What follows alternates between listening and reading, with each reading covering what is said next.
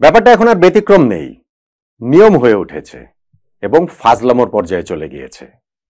বাংলাদেশ জাতীয় ক্রিকেট দল কেন শুধুমাত্র একটা সংবাদ বিজ্ঞপ্তির মাধ্যমে ঘোষণা করা হবে? বাংলাদেশ ক্রিকেট বোর্ড কখনো সখনো সেইখানটাতে প্রধান নির্বাচক গাজী আশরাফ হোসেন লিপু ভাইয়ের একটা ছোট্ট ভিডিও বার্তা সংযুক্ত করে দেন। কিন্তু আমাদের এই জাতীয় দল কাদেরকে নেওয়া হলো, কাদেরকে বাদ দেওয়া হলো, কেন নেওয়া হলো, কেন বাদ দেওয়া হলো, সেইটা জানার অধিকার কি দেশের ক্রিকেট প্রেমী মানুষের নেই? সেইটা বলার দায়বদ্ধতা কি প্রধান নির্বাচক গাজী আশরাফ হোসেন লিপু ভাইয়ের নেই? 2 দিন পরে ওয়েস্ট ইন্ডিজের বিপক্ষে বাংলাদেশের ওয়ানডে সিরিজ শুরু হচ্ছে, হোম সিরিজ দেশের মাটিতে। সেইটাও আমাদের প্রেস রিলিজের মাধ্যমে মিডিয়াকে জানানো হয়েছে। সেইটাও লিপু ভাই শেরেবাংলা জাতীয় ক্রিকেট স্টেডিয়ামে তার প্রধান নির্বাচকের রুমে বসে একটা ভিডিও বার্তার মাধ্যমে ওই দল নিয়ে এলোমেলো কিছু কথাবার্তা বলেছেন। কিন্তু ওইটাতে কি আমরা পুরো জিনিসটাতে ক্লিয়ার হতে পারছি না। মিডিয়ার মুখোমুখিতে তো ভয় কিসের? নিজের কাজের উপরে কি লিপু ভাইদের সেই আস্থার জায়গাটা নাই?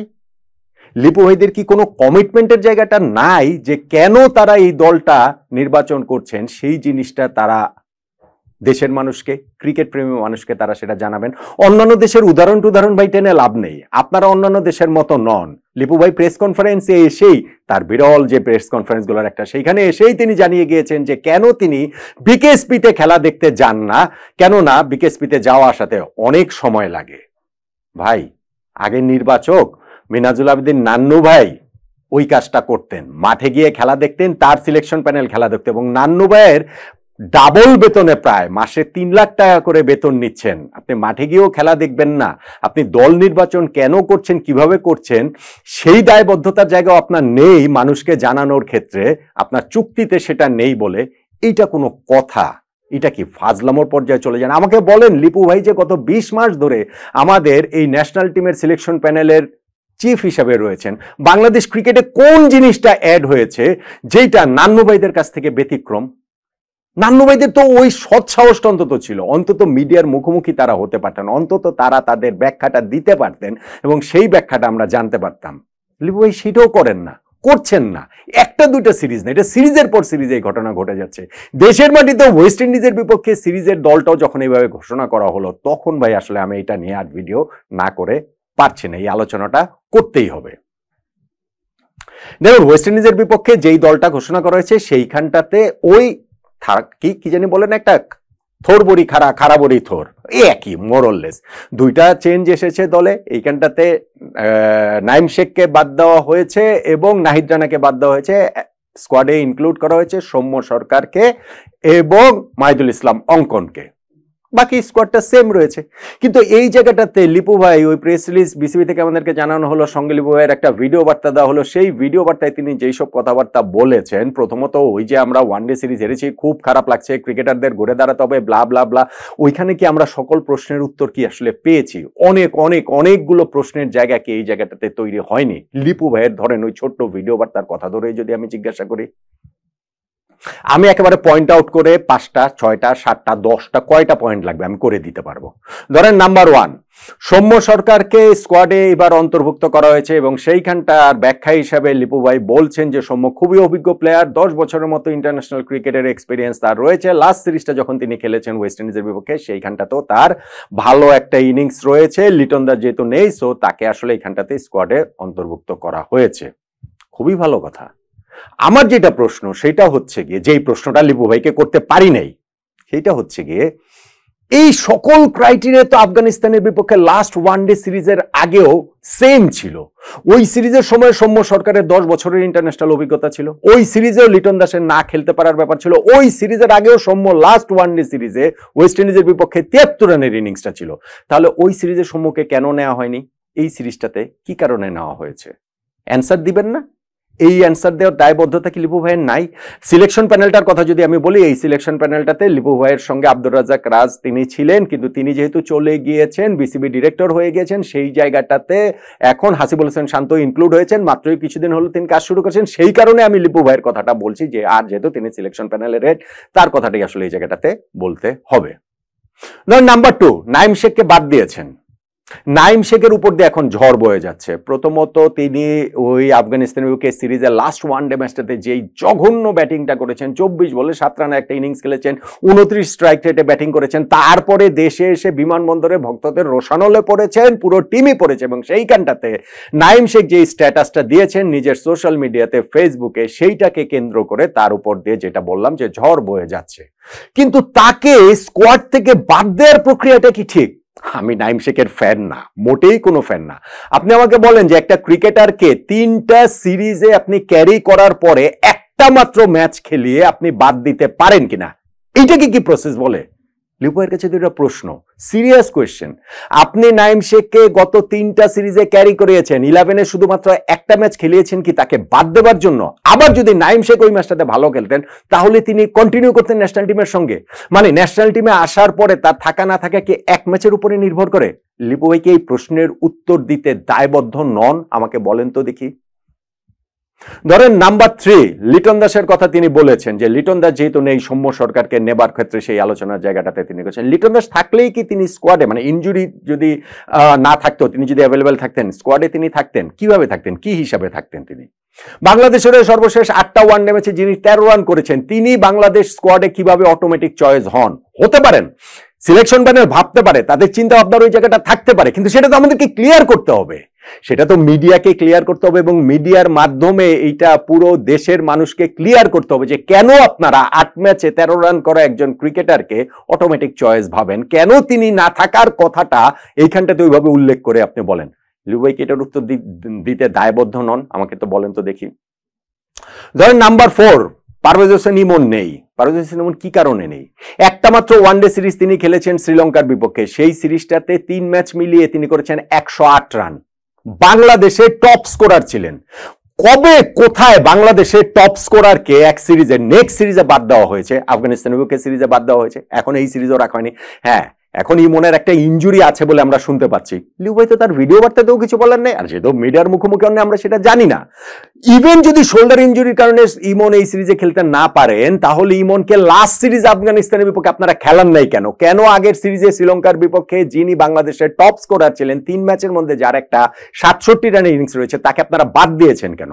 অবশ্যই এই প্রশ্নের জবাব লিপু ভাইদের দেওয়া উচিত। মিডিয়ার মুখোমুখি হন না, ভয় পান, মুখোমুখি হওয়ার মতো সাহসী নাই। উত্তরটা দিবেন তিনি কোত্থেকে? ধরেন নাম্বার 5, আমি যদি বলি যে আমাদের মিডল অর্ডারে এইখানটাতে একটা চেঞ্জ এসেছে, মাহিদুল ইসলাম অঙ্কনকে ইনক্লুড করা হয়েছে। লিপু ভাই বলেছেন যে এইখানটাতে আমরা ভেবেছি হচ্ছে গিয়ে 2027 বিশ্বকাপ middle order batting, so middle অর্ডারের ওই ব্যাটসম্যানদের যে জায়গাটা রয়েছে সেইখানটাতে অঙ্কন একটা এডিশন হতে পারেন। খুবই ভালো কথা, খুবই ভালো ব্যাখ্যা। আমি মনে করি যে অঙ্কনকে ইনক্লুড করাটা এটা একটা ভেরি গুড ডিসিশন। কিন্তু একই সঙ্গে আবার লিপু ভাই ওই ছোট্ট ভিডিও বার্তাটাতে এই গল্পটাও দিচ্ছেন যে আমাদের মিডল অর্ডারে অনেক ব্যাটসম্যান রয়েছেন, কারো কারো তাদের হচ্ছে গিয়ে তারা ফর্মে নেই, রানে নেই, তাদেরকে 2-1টা ম্যাচে যেন তাদেরকে ব্রেক দিয়ে আমরা অঙ্কন আসার কারণে টিম ম্যানেজমেন্টের সামনে এই অপশনের জায়গাটা তৈরি হবে যে অন্যদেরকে একাদশে না খেলানো। যারা ফর্মে নেই, যাদেরকে নিয়ে আপনি চিফ সিলেক্টরই প্রকাশ্যে বলছেন যে তাদেরকে ব্রেক দিয়ে দিবেন, ন্যাশনাল টিম থেকে আপনি ব্রেক দেন, আপনি স্কোয়াড থেকে ব্রেক দিয়ে দেন, আপনি স্কোয়াডে তাহলে রেখেছেন কেন? আপনাদের জিনিসটা ক্লিয়ার করতে হবে। ক্লিয়ার তো আপনি করতে পারেন নাই, বা করেন নাই, বা করার সেই সাহসটা নাই। আর মিডল অর্ডারটা যখন যারা ছিলেন তাদের সঙ্গে আপনি অঙ্কনকে ইনক্লুড করেছেন, দ্যাট মিনস ওই মিডল অর্ডারের উপরে আস্থা রয়েছে। ভাই বাংলাদেশের মিডল অর্ডার এই মুহূর্তে পৃথিবীর সবচেয়ে খারাপ মিডল অর্ডারদের একটা, এবং তারা সেই সিরিজের পর সিরিজ খেলে যাওয়ার পর যখন তাদের উপর আস্থা রাখা হয়, সিলেকশন প্যানেলের ভাবনাটা জানার অধিকার তো আমাদের রয়েছে না?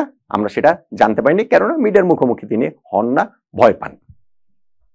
ধরেন নাম্বার 6, অনেক ক্রিকেটার রয়েছেন যাদেরকে ইনক্লুড করা যেত, কেন ইনক্লুড করা যায়নি বা কেন তিনি করেননি, সেইটা তিনি বা তারা তার সিলেকশন প্ল্যান করেন, সেটা কি আমরা জানতে চাইতে পারি না? প্লেয়ার্স লাইক মোসাদ্দেক হোসেন সৈকত, গত ডিপিএল এ ঢাকা প্রিমিয়ার লিগ আমাদের যে 50 ওভার্স ক্রিকেট, সেইখানটাতে তার ওই পারফরমেন্সের কথাটা আমরা জানি, এবং এরপরে লিপুয়ের ওই প্রেস কনফারেন্সে সেই কথাটাও জানি যে যতদিন মিরাজ আছে ততদিন সৈকতের কোনো চান্স নাই। একজন চিফ সিলেক্টর এরকম কথা বলতে, হ্যাঁ পরে যায় তিনি ওইটা ক্ল্যারিফাই করেছেন, মানে কি তিনি বলেছেন যে আমি সৈকতের কাছে সরি বলেছি।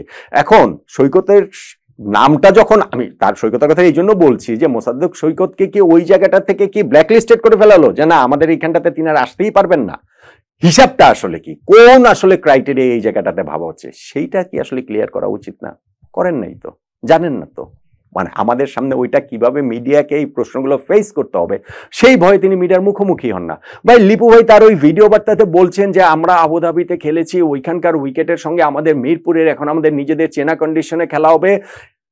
ওই সময় প্রতিপক্ষ দলের রশিদ খানের মতো স্পিনার ছিলেন, আমাদের এই যখন ওয়েস্ট ইন্ডিজের সঙ্গে খেলবো এরকম কোনো প্লেয়ার নাই, বোলার নাই, ফলে আমাদের ব্যাটসম্যানরা ব্যাটিংটা সেই জায়গাটা থেকে আরো ভালো হবে বলে আশা করছেন তিনি। প্রধান নির্বাচক মিডিয়াতে এসে এই হোম এবং অ্যাওয়ে দোহাই দিচ্ছেন এবং প্রতিপক্ষ দলের রশিদ খান থাকার কারণে যে কাপাকাপি অবস্থা এবং এখন নাই বলে যে একটা স্বস্তির অবস্থা, এরকম বার্তাটা তিনি দিয়ে দিচ্ছেন। বাংলাদেশ টিমের কাছ থেকে ভালো কিছু কিভাবে ভাই আশা করবেন আপনি আমাকে বলেন? যেই দলের চিফ সিলেক্টর গাজী আশরাফ হোসেন লিপু ভাই মিডিয়ার মুখোমুখি হতে ভয় পান, নিজের কাজের যে ডিসিশনগুলো নিয়েছেন সেটাকে ব্যাক করতে যিনি ভয় পান, যিনি ওই ভীরুতার জায়গাটা দেখান যে না আমার ওই সিদ্ধান্তগুলো ঠিক কিংবা ব্যাঠিক, আমি আমার মতো করে সিদ্ধান্ত নিয়েছি সেটা ব্যাখ্যা করতে যিনি ভয় পান, এবং যিনি ওই কমিটমেন্টের জায়গাটা যান নেই, যে দেশের মানুষের কাছে একটা দায়বদ্ধতার জায়গাটা, যে না আমরা এই ডিসিশনগুলো কোথায় কেন কাকে নিয়েছি কাকে বাদ দিয়েছি কি কারণে এই ব্যাখ্যা করার যেটা তিনি প্রয়োজন মনে করেন না, সেই দলের কাছ থেকে সাহসী ক্রিকেট আমরা আসলে কিভাবে আশা করব বলেন? গাজী আশরাফ হোসেন লিপু ভাইকে আমি মনে করি বাংলাদেশের ক্রিকেটের না ক্রিকেট ইতিহাসের সবচেয়ে সেরা মস্তিষ্কগুলোর একটা। আমরা এই জায়গাটাতে যে তাকে গত বছরের মার্চ মাস থেকে চিফ সিলেক্টর হিসেবে পেয়েছি, আমি তখন ভেবেছিলাম যে এইটা বাংলাদেশ ক্রিকেটের জন্য একটা দারুণ ব্যাপার, দুর্দান্ত ব্যাপার। আমি গত 20 মাসে এমন কোনো কিছু দেখিনি যে লিপু ভাইদের ওইরকম দারুণ দুর্দান্ত কোনো কিছু তারা আসলে করেছেন বা করতে পেরেছেন। নান্নু ভাইয়ের সঙ্গে আমরা অনেক রকম অন্যায় করেছি, নান্নু ভাইয়ের টিম সিলেকশন নিয়ে আমি অনেক সমালোচনা করেছি, কিন্তু সেই নান্নু ভাই তো অন্তত মিডিয়ার মুখোমুখি হতেন। আর লিপু ভাইরা যেই কাজটা দিনের পর দিন করে যাচ্ছেন, সেম কাজগুলো যদি নান্নু ভাই করতেন তাহলে মিডিয়া, সোশ্যাল মিডিয়া যে তাকে আসলে কি করতো, এটা আপনারা যারা আছেন দর্শক তারা সেটা খুব ভালো করে জানেন। নান্নু ভাইয়ের সাথে আমরা সিরিয়াস, আমি অ্যাজ এ হোল বলছি ক্রিকেট ফ্র্যাটার্নিটি, সিরিয়াস অন্যায় আসলে আমরা করেছি, যেটা লিপু ভাইদের এই সময়ে এসে সেটা বোঝা উচিত। আমি বলছিলাম যে দেখেন লিপু ভাই যখন এসেছেন তখন তিনি বোর্ড ডিরেক্টরদের সমপর্যায়ের সম্মান নিয়ে তিনি এই ক্রিকেট বোর্ডে এখানে ইনক্লুড হয়েছেন চিফ সিলেক্টর হিসেবে, which is good, which is very good. আমি এটাকে খুবই সাপোর্ট করি এবং ভবিষ্যতের জন্য তিনি ওই পথটা তৈরি করেছেন। ভবিষ্যতে চিফ সিলেক্টর যারা হবেন তারাও ওই সুযোগ সুবিধার সম্মানগুলো পাবেন। 3 লাখ টাকা বেতন লিপু ভাইয়ের প্রতি মাসে, আগের চিফ সিলেক্টর নান্নু ভাইয়ের আমি যতটা জানি যে 1,75,000 টাকা বেতন তিনি পেতেন, তার মানে অলমোস্ট ডাবল বেতনে লিপু ভাইকে আমরা এইখানটাতে এই পদে বসিয়েছি। গত 20 মাসে আমাদের এইখানটাতে উন্নতির জায়গা সিলেকশন প্রসেসে কোথায় হয়েছে আপনি আমাকে বলেন? তাদের ভাবনার জায়গাটাই তো আমরা জানতে পারি না, মিডিয়া জানতে পারি না, সো সেই সুবাদে দর্শক সমর্থক আপনারাও জানতে পারেন না। তারা তাদের মতো করে একটা দল তৈরি করেন, মিডিয়া রিলিজের মাধ্যমে দলটা দিয়ে দেন, ক্রিকেট বোর্ডে বসে থেকেই নিজের রুমে বসে একটা ভিডিও করে সেটা জানিয়ে দেন, অল্প কিছু কথা টথা বলে দেন, কিন্তু এই যে এত প্রশ্ন, সেই প্রশ্নের মুখোমুখি হবার সৎ সাহস আসলে গাজী আশরাফ হোসেন লিপু ভাইয়ের নাই। অত্যন্ত দুঃখ নিয়ে, অত্যন্ত কষ্ট নিয়েই আমার আসলে এই কথাটা বলতে হচ্ছে। আমার ভাই কথাটা প্লেন অ্যান্ড সিম্পল, আপনার চুক্তিতে এটা লেখা নাই এবং এইটা নিয়ম না, কিন্তু এটা নর্ম, এটা একটা প্রথা এবং দেশের মানুষের এটা জানার অধিকার রয়েছে অবশ্যই কাদেরকে কি কারণে দলে নেওয়া হলো, কি কারণে দল থেকে বাদ দেওয়া হলো। যদি মিডিয়ার মুখোমুখি হয়ে না মানে হতে যদি আপনাদের সেই ভয়টা লাগে, নিজের কাজটা কতটা দায়িত্বশীলতার সঙ্গে, কতটা দায়বদ্ধতার সঙ্গে, কতটা কমিটমেন্টের সঙ্গে আপনারা করছেন, গাজী আশরাফ হোসেন লিপু ভাইদের বোধহয় সেটা ভেবে দেখা উচিত।